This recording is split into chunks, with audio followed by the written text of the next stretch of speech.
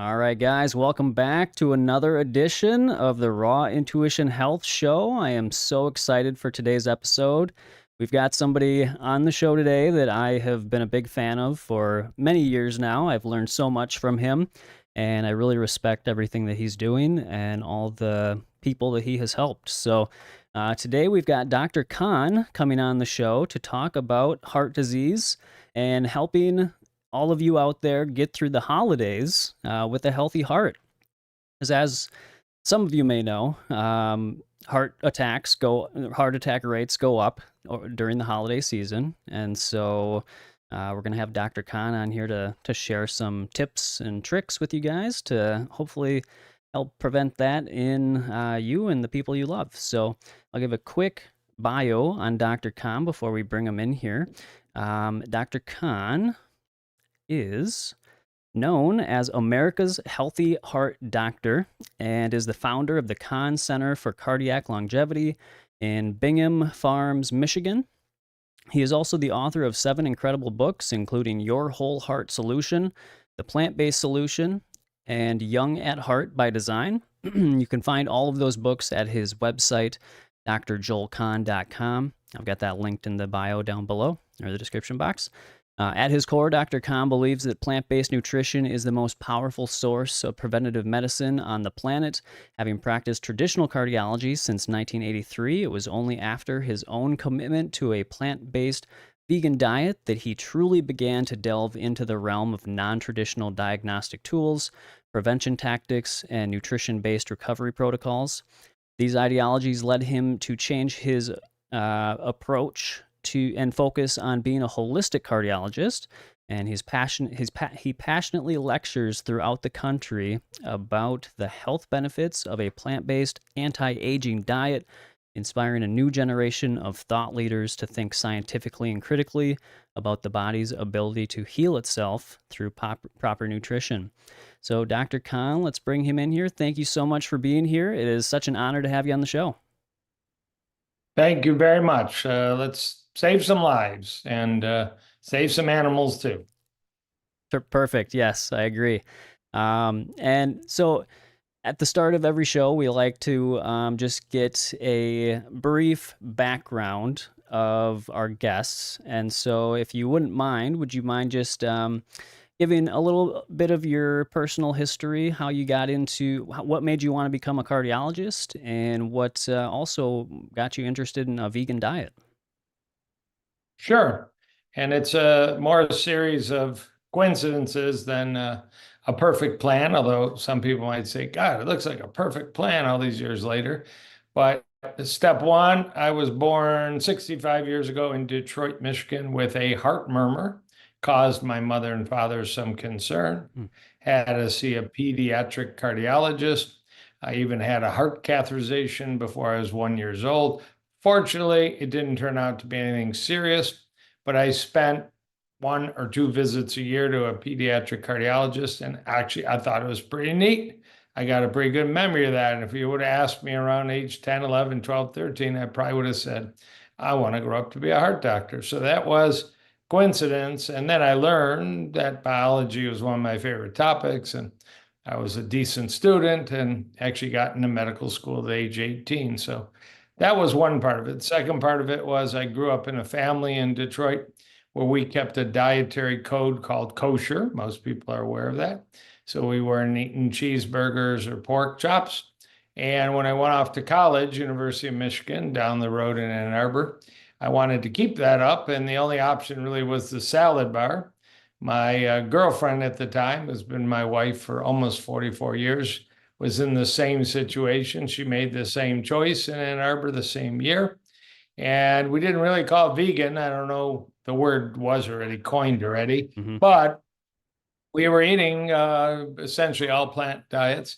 And then my parents, about the same time, went to the Pritikin Center, which now is in Miami, but back then was in California. And my mother's traditional meatloaf became a lentil loaf. So on the weekends, if I went home, I was surrounded by plant food. During the week, I was eating plant food.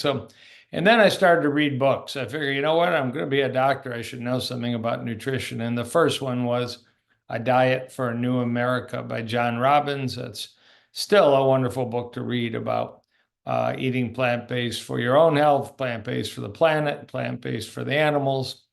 And then the last little piece was Dr. Dean Ornish published a paper called The Lifestyle Heart Trial about how plant diets are part of the program to reverse the number one killer in men and women, heart disease.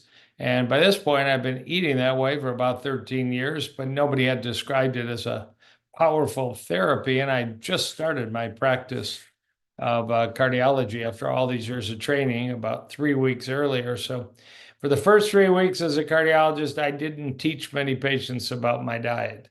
From 3 weeks to now 35 years later, every patient's been taught about my diet, and many of them have adopted it, partially or completely. And now with documentaries like Forks Over Knives and The Game Changers and You Are What You Eat, it's pretty easy to watch, 90 minutes of good quality documentary and get a little bit of the medical background for all this. And about 10 years ago, I just changed from being a hospital cath lab heart attack cardiologist to a preventive nutrition cardiologist exclusively. So I pretty much just see people in Michigan and actually all over the United States because I'm licensed.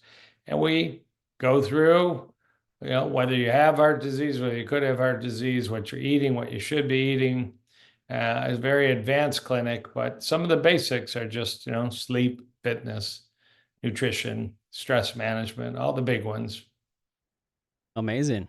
Wow. Well, that's an inspiring story, and really, I'm grateful that you're out there because I teach classes in Minnesota at different co-ops, and I've run into many students who have watched you and watched your interviews and read your books. So you're definitely saving lives out there with the information you're sharing. So Thank you. yeah. Yeah, So I am licensed. I am licensed in Minnesota, so I have quite a few Minneapolis and other regions of Minnesota patients. awesome. So yeah, anybody can work with you virtually. Yeah. Okay, Yep, it terrific, works very well. great. And then if they want to do that, it would be at the kahnlongevitykcenter.com to book an appointment, or do they have to call the clinic? Correct. Okay. They would be best to call the clinic, and if they're in Minnesota, bring it on. And Texas and California and Florida and New York and all over. All right. Amazing.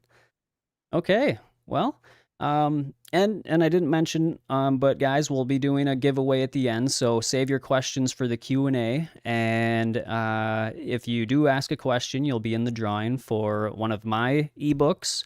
And then Dr. Kahn is going to have an ebook for you as well. So that is awesome. So let's get into the topic here. Do you just want to start us off with, what is heart disease, and what is the what is the outlook for somebody that might already have a diagnosis of that? Yeah, well, there are indeed a variety of heart diseases. Sometimes we use the term, if you want to be fancy, cardiovascular disease. CVD is a common abbreviation. And you can be born with a genetic congenital heart issue, and that's what I mentioned in my own personal story, although it was quite innocent. You can develop a weak heart that's called congestive heart failure for a variety of reasons. You can have abnormal rhythms and racing and slowing of the heart. Those are called arrhythmias. That's kind of its own little area. But the big elephant in the room all the time is clogging of arteries. Humans are prone. If you take a dog and feed it butter every day, it will not clog up its arteries. It has a physiology that resists atherosclerosis or hardening the arteries. But if you take a rabbit and feed it butter, it'll get clogged up right away. And humans are much more like rabbits in the way we breathe, the structure of our teeth, the structure of our intestines. And you feed us butter and we will get clogged up in most cases. There are exceptions. So we should be concerned, am I aging with clean arteries, or am I falling into that bucket of aging with clogged arteries? The problem is symptoms are not adequate, and a doctor looking at you is not adequate, and a doctor using a stethoscope is not adequate, and really even a stress test and an electrocardiogram is usually not adequate. It takes a little more advanced testing, and I really believe we should start around age 40 to 45. If you're really on paper one of the healthiest humans in the world, maybe age 45, but if you're like most people, age 40, you should get extensive lab tests and some imaging of your arteries. I know I'd rather talk about broccoli sprouts, but there is a technology to knowing if you're moving slowly but progressively towards risk of heart attack, stroke, bypass, and even a horrific thing called sudden cardiac death, SCD. There's a process to know if you're on that path or you're not on that path. And if you're not on that path, God bless you. It could be because your lifestyle's been supreme. It could be your genetics are supreme. It could be just a little good luck. You go to the right house of faith or something. But a lot of us by age 40, this has been shown. There's an ongoing study in Madrid, people around age 40 to 50, and they're totally without symptoms, Hmm. but they all get ultrasounds of the arteries to their brain, and they get a calcium CT quick scan of their heart arteries. They're also doing a quick little ultrasound of their leg arteries, and dramatic numbers, almost half by age 40 have plaque developing, actually in the legs a little bit more than in the neck, and in the heart arteries a little bit as the third choice. So you do want to know. I mean, wouldn't you want to know 10 years before a cancer diagnosis that you were moving in that direction and make some changes? And you certainly want to know if you're moving in that direction in the heart world, because, as I already mentioned, one of the giants of the field, Dean Ornish, MD, heart disease is largely, not exclusively, preventable. You can make a smart move at age 18 and say, I'm going to live a heart prevention lifestyle. I'm not going to smoke. I'm going to sleep at night. I'm going to work out, weights and cardio. I'm going to eat a whole food, plant-based, not junk diet. I'm going to manage my blood pressure, my blood sugar, my weight, and start that at age 18. That'd be great. But maybe you'll get a wake-up call when you get one of these uh, early detection studies. And, maybe at age 40, 45, you'll institute that program. That would have been better to start at age 20, but I'll take you on at age 40 to 45 if that's what we get you. I'll also take you on at age 75. It still makes a difference. Wow. Okay. Yeah. So even if you're eating a whole food plant-based diet, it's still recommended to that's not the only thing you need to do. Is that correct? Yeah, I'll just, two studies done about 10 years ago looked at how possible is it to prevent heart attacks with lifestyle. And they looked at five factors. And if you do all five compared to the group that were studied that didn't do these, you dropped your risk of heart attack by about 85%. But only one of the five was diet. It was Hmm. eating more than 5 servings of fruits and vegetables a day. Now, if you're really eating a completely whole food, plant-based diet without a lot of junk, processed, frozen foods, you're probably better off, but at least get those servings. Number two was don't smoke. Number three was 30 minutes of daily exercise or more. Number four was actually 7 or 8 hours of sleep as opposed to less than 6. Hmm. That's come on. And the last one is controversial, but people that had a glass of red wine a day did better than people that skipped that. So I'm not encouraging you, but if you're in control of that habit, there is some support for it for heart disease. Some people get concerned about cancer and brain disease, and certainly addiction and driving. So, yeah, it is possible. But yes, if you're eating, doc, why do I need to check anything? I'm eating oatmeal with walnuts and blueberries and cinnamon for breakfast, and I'm having lentil soup for lunch, and I get this giant salad with chickpeas and black beans for dinner. How could I ever develop disease? There's that word called genetics. And there are certain conditions that are so powerful that you can inherit from your parents. If you've got a family where heart attacks are common at age 45, or people have dropped dead at age 42, or somebody had a stroke at age 51, there's a wake-up call. That could be bad lifestyle. It could be genetics. But I still encourage, I see many, many whole food plant-based eaters in my clinic, and they're smart enough to know, yeah, I do that lab panel on me that goes beyond what my family doctor did. And maybe I'll go get one of those CT scans of my heart. They're very inexpensive. They're quick. They're safe. Let me make sure things are going the right direction. So Personally, after 48 years of a clean diet and good lifestyle, I don't have plaque in my arteries at age 65. And I didn't have a dramatic family history, but my father had heart disease by age 55, of blessed memory. So, anyways, an early program of lifestyle prevention is very powerful, but it's not perfect. I still run all the tests myself, and regularly repeat them if needed. Yeah, terrific. Um, yeah, and I think you just had a recent birthday, correct? It happens. Well, actually, my most recent birthday was 65.5. So Oh, gotcha. Oh, that's what I'm I saw. already moving towards double sixes, the satanic one. Right. Yeah, I saw you post about it. So happy belated 65.5 birthday for you. Hey, Uh, you want to celebrate? I'll celebrate every month if we need to. Absolutely. Yes. Um, so are there any specific foods that are especially good at preventing or reversing plaquing, or is it just all plant-based foods are pretty much equal? Well, I'm always a fan of Dr. Joel Furman, and he's got that little list for generally disease prevention called G bombs. Mm, Greens, which from a cardiovascular standpoint, eating big salads helps promote nitric oxide production.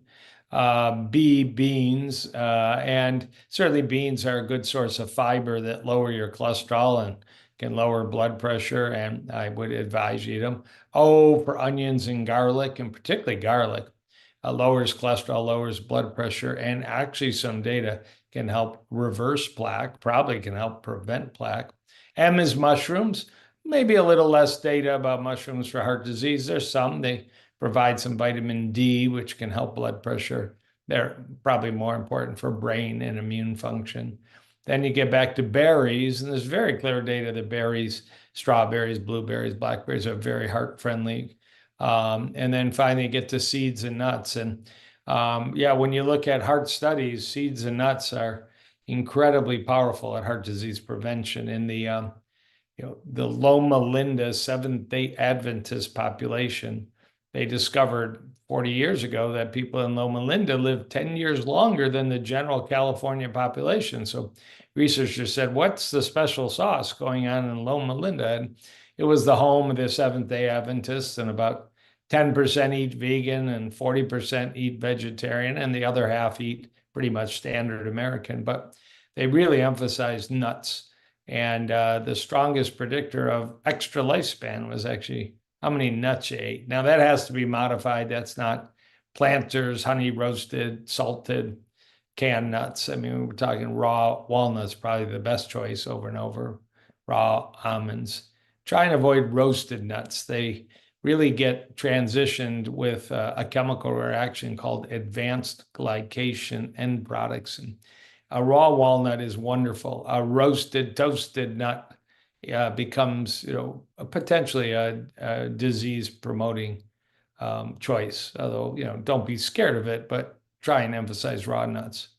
And then pomegranates, you gotta love pomegranates for heart disease. Tomatoes, the red foods tend to mm, be watermelon, more nitric oxide production. Spices generally, there's not a spice out there other than maybe salt, but that's more a mineral mhm. that isn't heart friendly. All of them are. Yeah, great. Thank you. So yeah, that salt is one that comes up quite a bit. Can you explain just what the problem is with salt and how that affects the arteries? Yeah, the problem with a lot of nutrition conversation is there is individual bio variability. There are salt sensitive people and there are people that aren't so salt sensitive. So in general, across big populations, lower salt consumption has been associated with better heart outcome, more flexible arteries, more normal, healthy blood pressure. And if you have a normal, healthy blood pressure, you're going to lower your risk of stroke and heart attack and erectile dysfunction and clogged leg arteries and aneurysms. So that's why public policy says lower salt in the diet.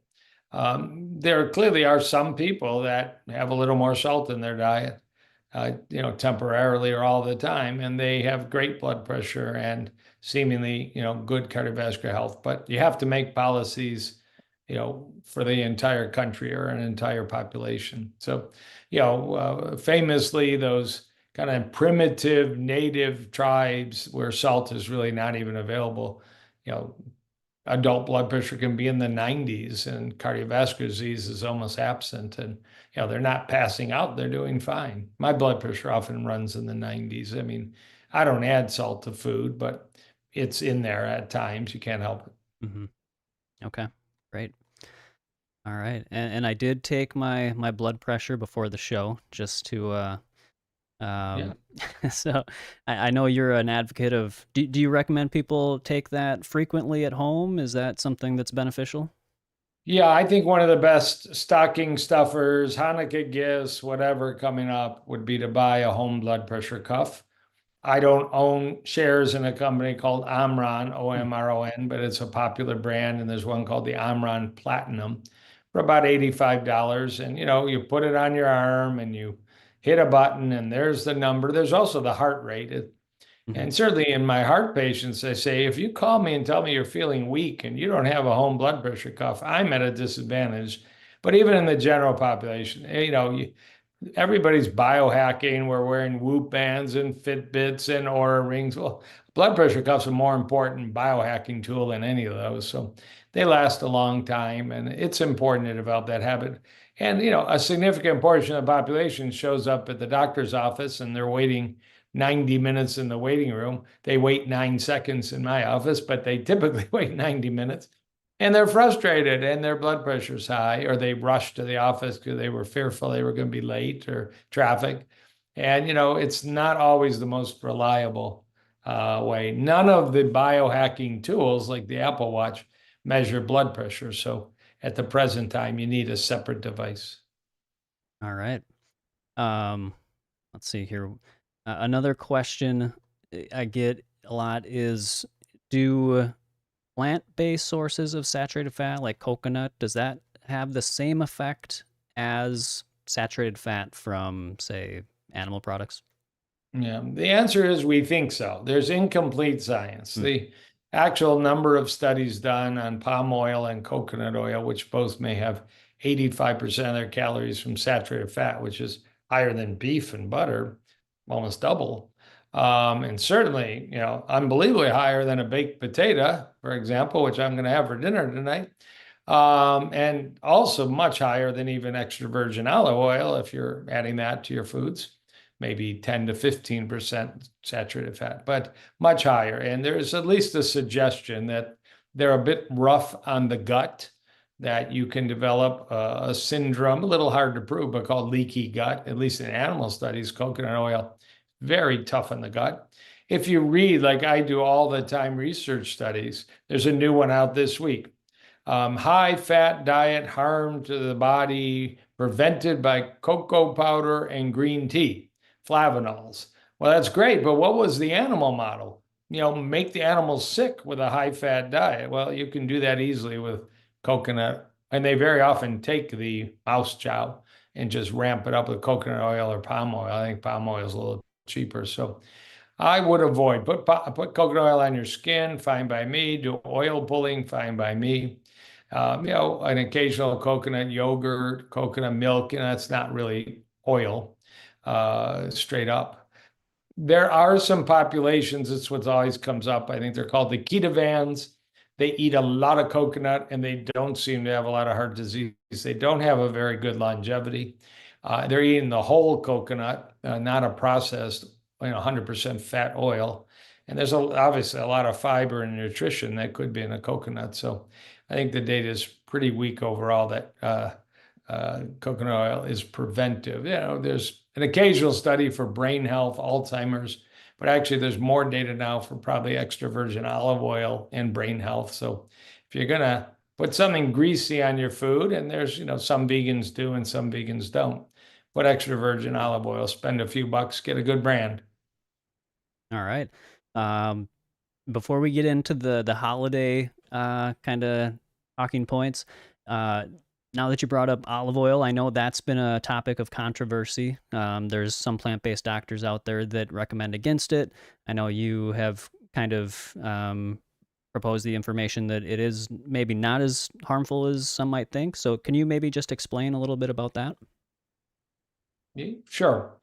And there's sort of a tradition.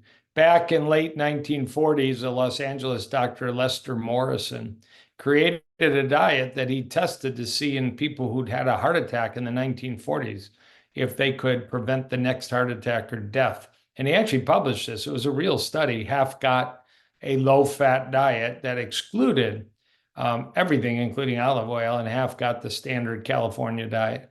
And they actually had much better longevity on this new innovation, the Morrison diet. Nobody really calls it that, but it was actually published in 1951. People lost weight, people's cholesterol dropped dramatically when there were no medicines. And then probably the next big jump is Mr. Nathan Pritikin. I already mentioned his name once. He developed a program without olive oil and most added fats. And Dr. Dean Ornish, I mentioned his name, developed the lifestyle heart trial, avoid extra fats by avoiding oils, including olive oil. And Dr. Caldwell Esselstyn, certainly at the Cleveland Clinic famous, and even Joel Furman. But so I just named 5 or 6 names, but if you went to 100 cardiologists at a preventive cardiology meeting, 99% of cardiologists would say the best fat on the planet is extra virgin olive oil, the Mediterranean diet, the DASH diet, the MIND diet, and stay away from butter, beef, lard, beef tallow. Now that there's a little shift going on with people saying, there'll be one cardiologist in that room will be telling you, butter, beef tallow, and lard and ghee, but that's always the noisy, cranky person in the room. But there's something about our plant-based community. There were a couple studies that suggested there might be very transient harm to your arteries called endothelium if you just drank olive oil in healthy volunteers. But to me, it all kind of went up in smoke when in the year 2020, a group in Spain did a 7-year, 1,000-patient study, 1,002 heart patients. Half got a high olive oil Mediterranean diet, half got a low olive oil Mediterranean diet. And they were able to maintain pretty good adherence for 7 years. And the high olive oil group, they had to stop the study early, had fewer heart attacks, fewer strokes, less plaque in their carotids, and better artery endothelial function. I mean, it wasn't a vegan diet. It was a low saturated fat diet full of lentils and peas and beans, but not exclusively vegan, but seems rather definitive. And as we go forward, as I said, the brain data is consistently showing benefits. Now, is it the oleic acid, the major fat of olive oil? Maybe.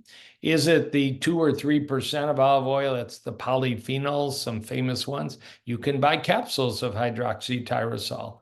I don't think you can buy the others. There's one called oleocanthal and oleopurin, but maybe you can get dried powder. Maybe just eat olives. I mean, that's what a lot of people argue.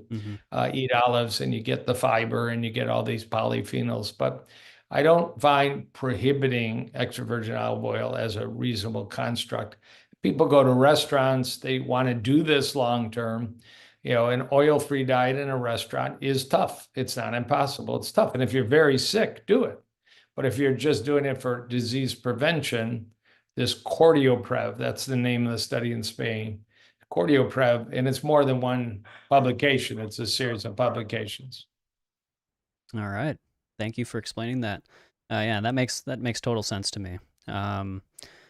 So let's see here. In terms of the holidays, I know you've been doing this for multiple decades now. Have you found, did you receive any pushback when you transitioned to a plant-based vegan diet from family or friends and like holiday situations? Yeah, there was a time that, our family get together at my house for Thanksgiving. My wife would still make a turkey for the others and would make, 10 side dishes for the rest of us. But I don't know, at least 15 years ago, we talked about it and we just kept the side dishes and left the turkey off the menu. And, people are fine because not all my children are vegan. 2 of the 3 are. And not all guests in my house are vegan, but my wife has become such a good whole food plant-based chef. She really is remarkable, and the food's beautiful. So nobody's going away hungry. And if somebody wants to, eat chicken at home before they come, that's fine. Everybody gets it. We're pretty serious about this. So the same with Christmas, same with Hanukkah. Lately, there really hasn't been a problem.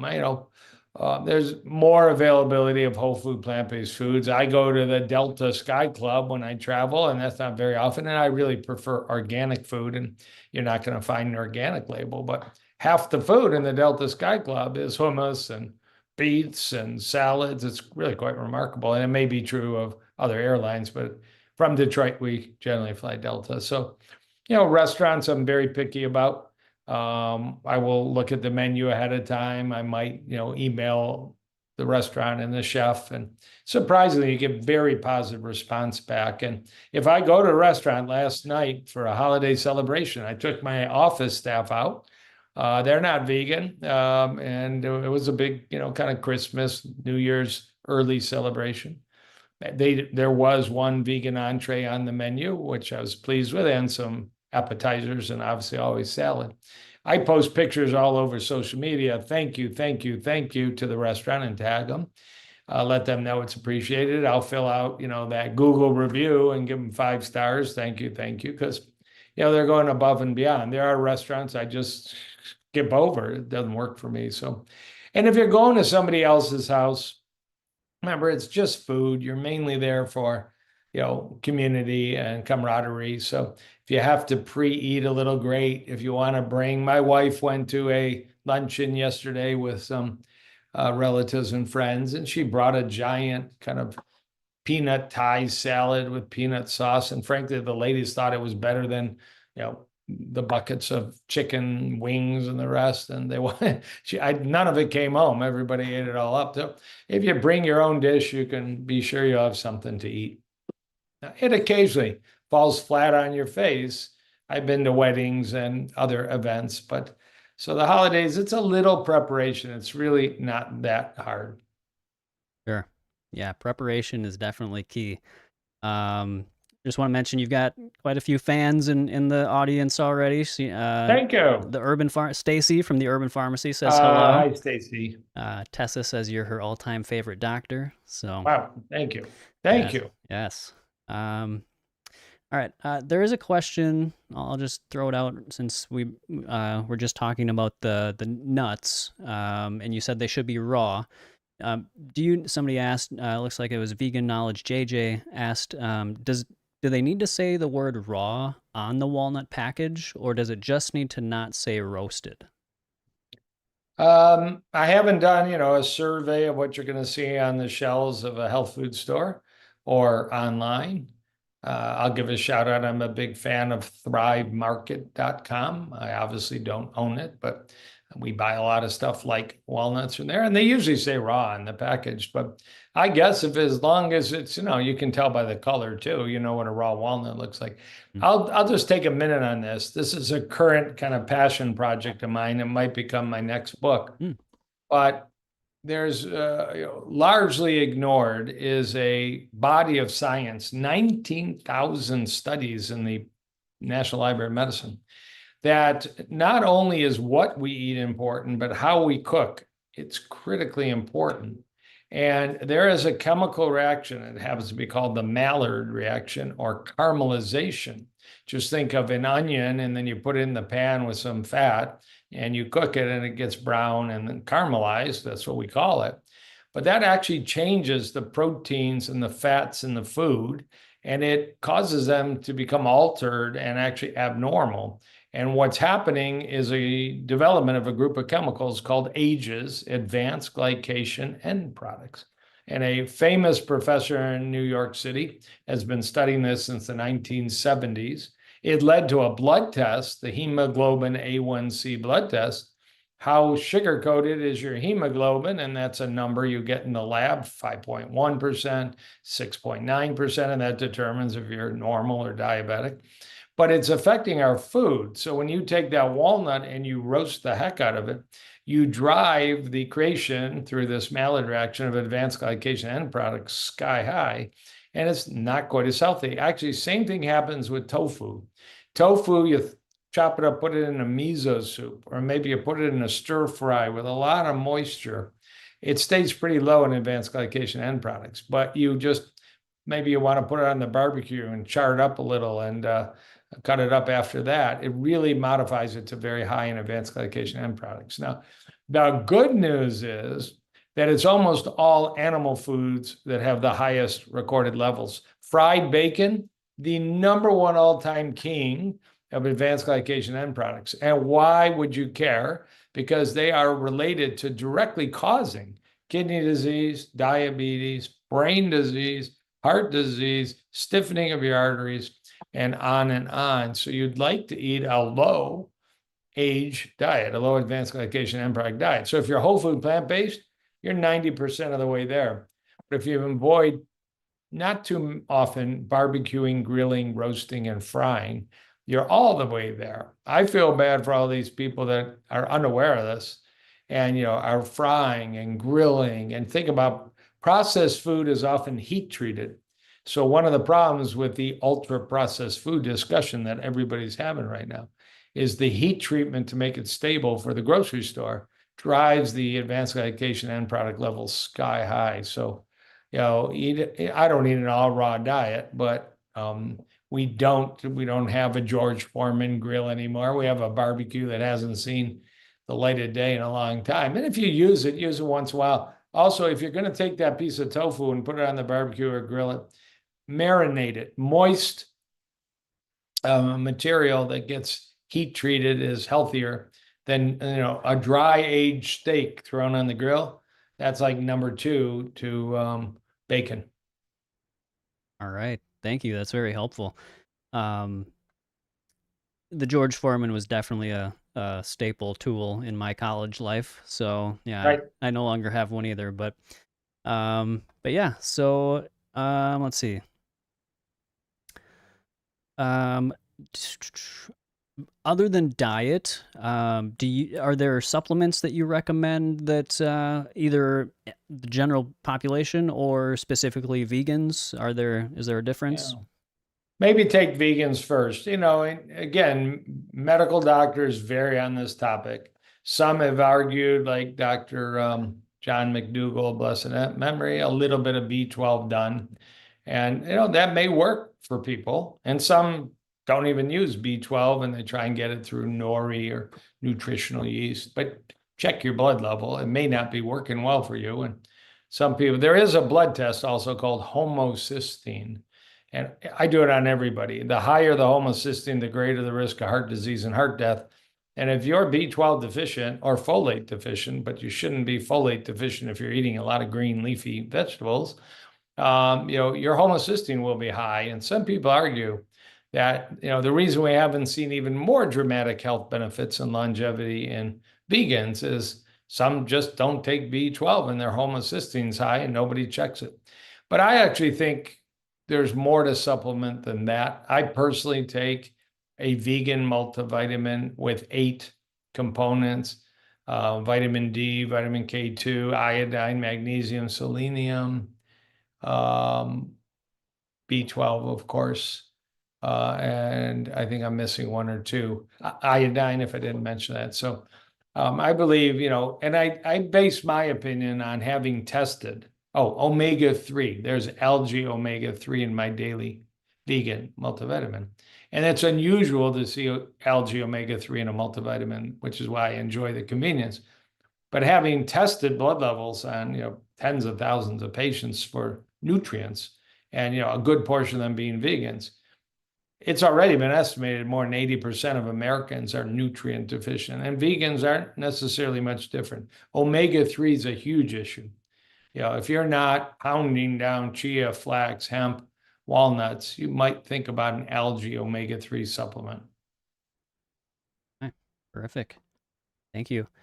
Um, do you have a favorite holiday meal? Yeah, we eat a lot of good stuff. I mean, I'm always happy to see a baked potato, excuse me, a sweet potato casserole with a little streusel on top. That's awesome. I have a daughter-in-law born in Cuba, but for some reason, I think when she lived in Caracas, she gravitated to a watercress salad, a Hmm. watercress hearts of palm salad. And, for a lot of us, watercress is a little exotic, but it's actually many people judge the healthiest green plant on the planet in terms of nutrient density. So she brings over that whole big bowl with a little vinaigrette. I'm happy as a clam there. Um, I like cranberry sauce in the holiday season. Cranberries are awesome for your urinary tract. They're a berry. Sure. If you're having trouble getting up too many times at night to pee, think about dried cranberry powder and actually might cut that down. Or All right. Terrific. Okay. Well, let's see. Let me make sure I didn't miss anything. Oh, I was going to mention one other thing, and that is, I know I've heard you mention microplastics, and I know right. that a lot of people are consuming packaged foods out of plastic. Can you just share just a little bit about the impact of microplastics on our arteries and heart disease? Yes, indeed. This is the concern about plastics. Again, most of you listening aren't old enough to remember the movie The Graduate, Dustin Hoffman. And the question, what's the future? And the answer was plastics. I think it was about 1965, or maybe I got the year wrong. But boy, did we take a turn with an explosion in the plastic industry. And now it's coming around to kick us in the rear. But, everywhere from plastic bottles to styrofoam cups to clothes we wear to particulate matter in the air we breathe. We're developing these, they're called microplastics and nanomicroplastics, I think is the other term. Mm-hmm. And we're finding them in the body. We're finding them in the testes, they're in the penis. We found them in plaque in people's arteries when they remove them at surgery. I'm sure we found them in the brain now.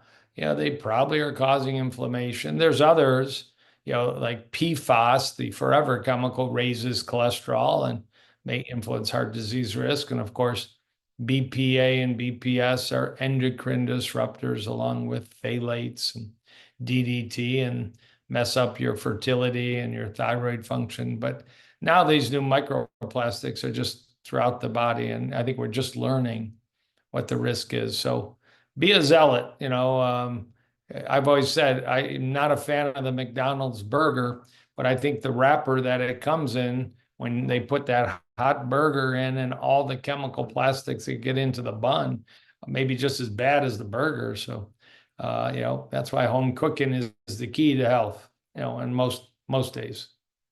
Yeah. Thank you. Yeah, I just learned that actually in the manufacturing process of plastics, a lot of times for as additives, they add heavy metals and other toxic materials. And when you get the Yeah. microplastics, they basically adsorb onto there and just carries it right with it. So you're getting the PFAS, the BPA, all that other stuff in with it. That's pretty crazy. There are some strategies. I like infrared sauna, some data that detoxifies. I like chlorella, a handful of chlorella most days. Cilantro may be detoxifying. There's some data for all this. Sure. Okay. Perfect. All right. Well, I want to get for the last couple minutes here, we'll get some of these audience questions in. So let's hop on over to the Q&A room. And thank you again, before we get into the Q&A, thank you for all of the information that you shared with us today, and your time and just everything that you're doing. I really appreciate it.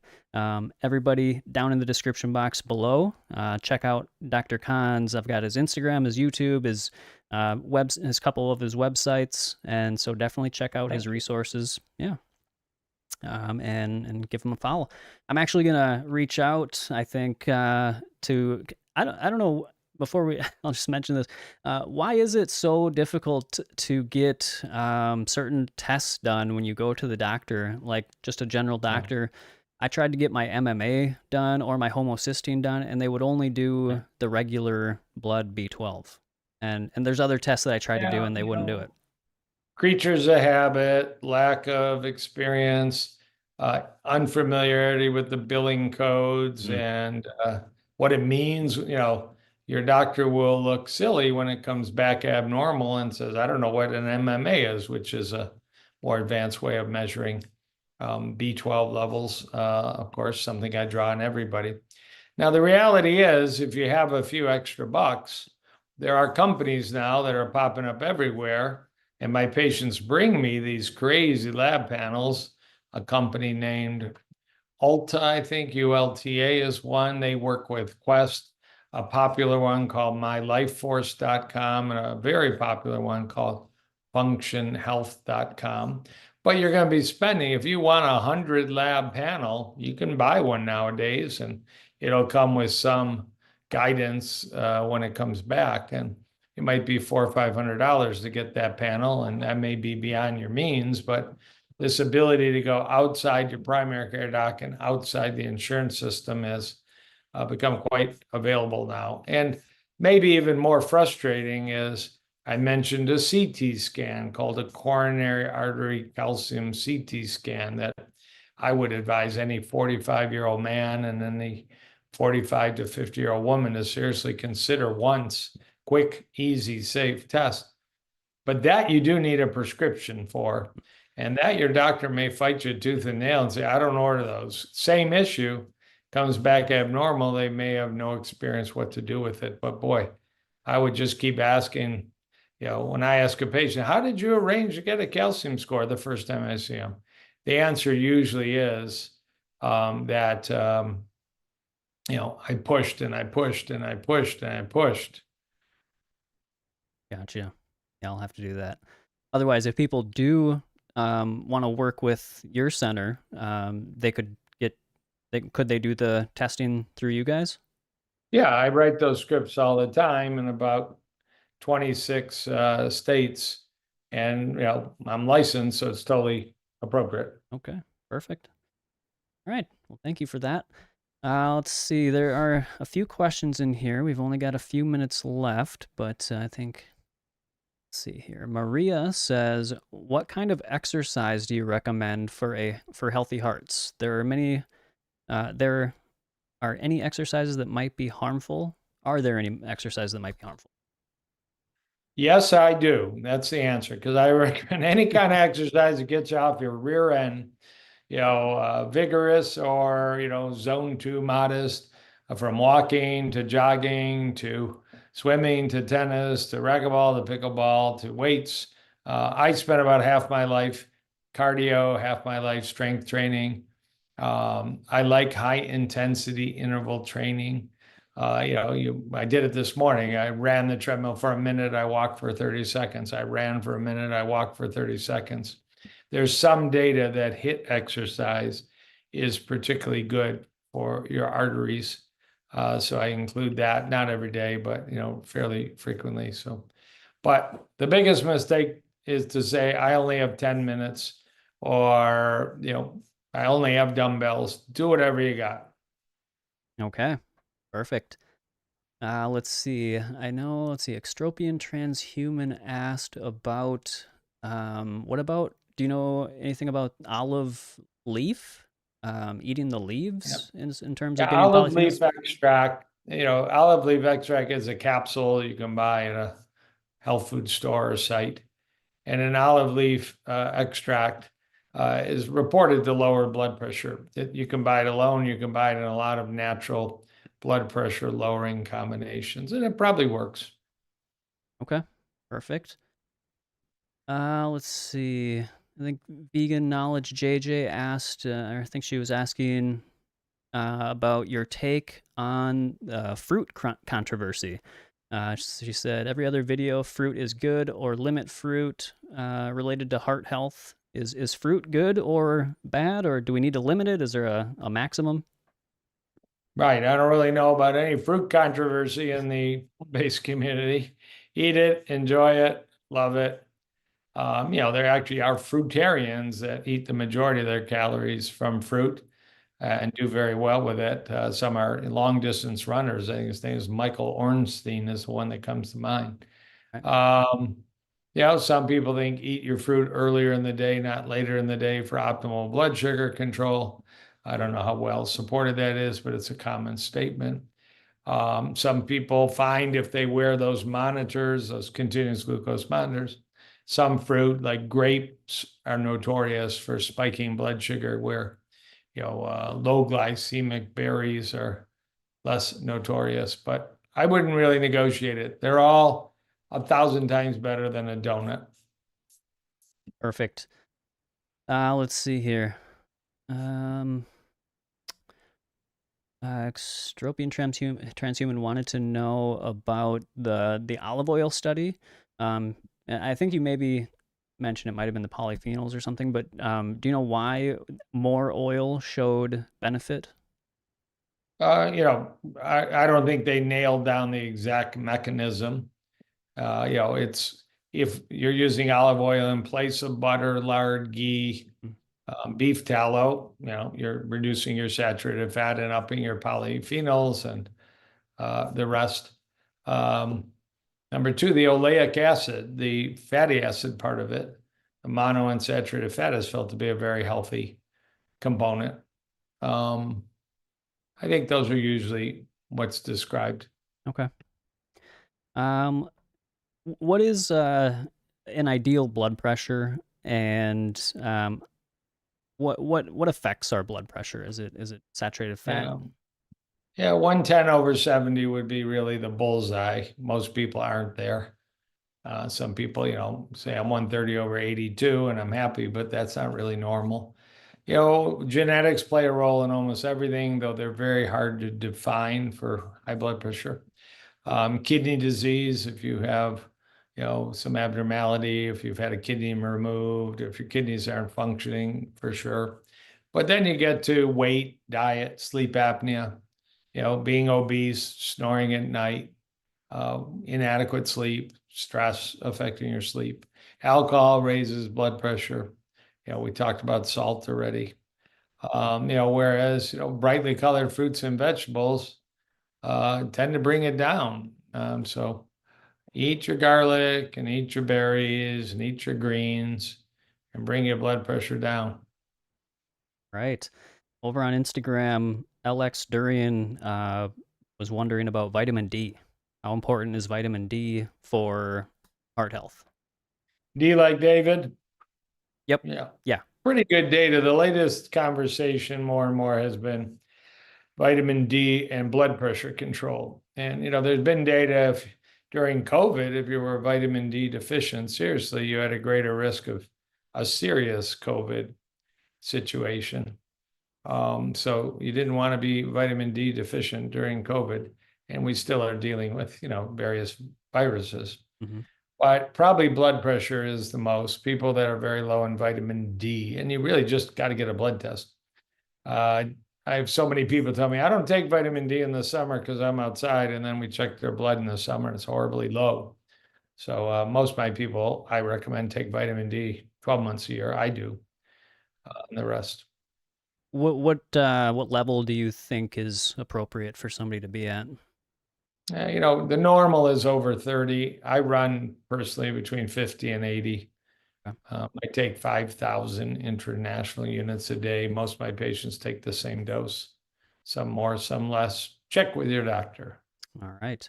Maybe one more question. All right. Actually, we'll just do the drawing just so we can Okay. squeeze that in here. So I'm going to pull in the wheel. A few people asked quite a few questions, so I think we only got 4 different people. So we're going to pull in the wheel. Oops. Oh no. Okay, we've got the wheel here. So we've got Alex Durian, Maria, Vegan JJ, and Extropian Transhuman. So you guys are going to be in the drawing here, and let's get the wheel spinning.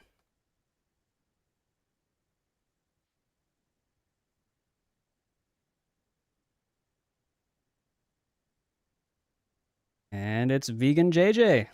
There you go. Good Congratulations. job. Congrats. Yes, congratulations. Just send me an email at matt@myrawintuition.com, and we'll get you set up with that, with your ebooks. And again, Dr. Kahn, I want to thank you so much for taking time out of your day to be on the show and sharing all this important information with us. Thank you very much. I will email you a ebook also. So thank you for your hard work. We need lots of warriors. For sure. Well, thank you so much for being a leader in this movement and saving lives. And we will catch up with you another time. So thank you again. Thank you. Yes. All right, everybody, tune in next week, same time, same place, and we will have another guest for another episode. And until then, always follow your raw intuition.